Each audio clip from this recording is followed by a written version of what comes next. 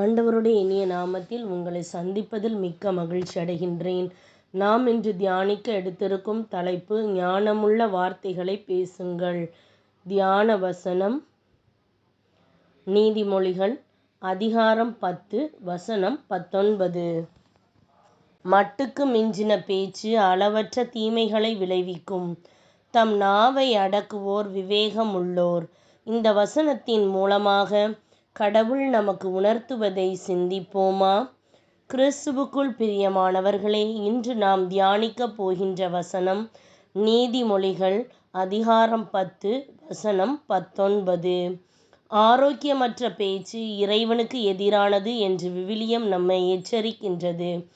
துன்மார்க்கருடைய ஆலோசனையில் நடவாமலும் பாவிகளுடைய வழியில் நில்லாமலும் பரியாசக்காரர் உட்காரும் இடத்தில் உட்காராமலும் கடவுளுடைய விவிலியத்தில் பிரியமாயிருந்து இரவும் பகலும் அவருடைய வேதத்தை தியானமாயிருக்கிற மனிதன் பாக்கியவான். மற்றவர்கள் பேசுகின்ற வார்த்தைகள், செய்கின்ற விஷயங்களை நாம் கேலி செய்வது இறைவனுக்கு பிரியமில்லாதது. கேலி பரியாசம் செய்து மற்றவர்களுடைய இருதயத்தை காயப்படுத்தும் போது அதனால் இறைவனும் காயப்படுகின்றார். கடைசி நாட்களில் பரியாசக்காரர் தங்கள் சுய இச்சைகளின்படியே நடந்து கொள்வார்கள் என்று விவிலியம் நம்மை எச்சரிக்கின்றது. கேலி பரியாசங்களை ஊக்கப்படுத்துகிற கடைசி நாட்களில் நாம் வாழ்கின்றோம். மக்களை நாம் பார்க்கும் விதம், அவர்களுடைய தோற்றம், இன்னும் பல காரியங்களை கேலி செய்து மகிழ்கின்றோம். ஆனால் இவை அனைத்தும் இறைவனுடைய இருதயத்தை வருத்தப்படுத்தும் என்பதை அறிந்து கொள்ளுங்கள். வம்பும் புத்தியீனமான பேச்சும் பரியாசமும் தகாதவைகள். சோஸ்திரம் செய்தலே தகும். கெட்ட வார்த்தை ஒன்றும் உங்கள் வாயிலிருந்து புறப்பட வேண்டாம். பக்தி விருத்திக்கு ஏதுவான நல்ல வார்த்தை உண்டானால் அதையே கேட்கிறவனுக்கு பிரயோஜனம் உண்டாகும்படி பேசுங்கள் என்று ஆண்டவர் கூறுகின்றார். அநேக ஆண்டுகளுக்கு முன்பு ஒரு நாட்டில் ஒரு விமானம் எரிமலையில் மோதியதால் ஏற்பட்ட விபத்தில் 257 பேர் மரித்து போனார்கள். அந்த எரிமலையின் உச்சியில் உள்ள தானியங்கி எச்சரிக்கை கருவி 3 முறை எச்சரிக்கை செய்தது. 4வது முறை அது எச்சரிக்கை செய்தும் அது விமான பைலட்டுகளின் காதில் விழவில்லை. காரணம், அவர்கள் தங்களுக்குள் சுவாரஸ்யமாக பேசிக்கொண்டும் சிரித்து கொண்டும் இருந்ததே.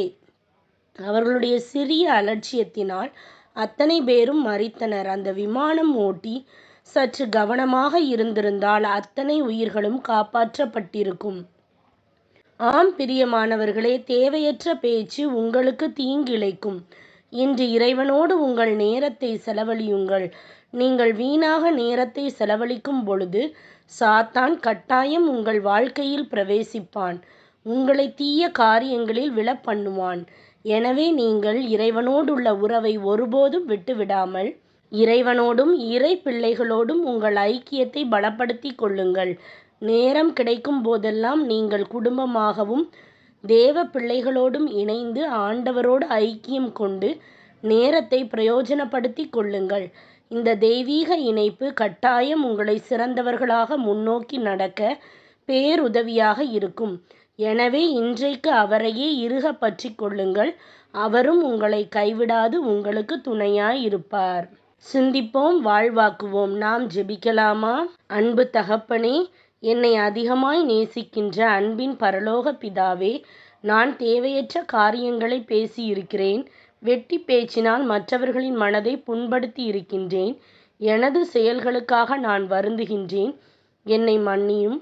பரிசுத்த ஆவியானவரே, என் உதடுகளுக்கு காவல் வையும். என் வாழ்வை நீர் ஆட்கொள்ளும். உமது சத்தியத்தை குறித்து பேசுகின்ற நாவை எனக்கு தந்தருளும்.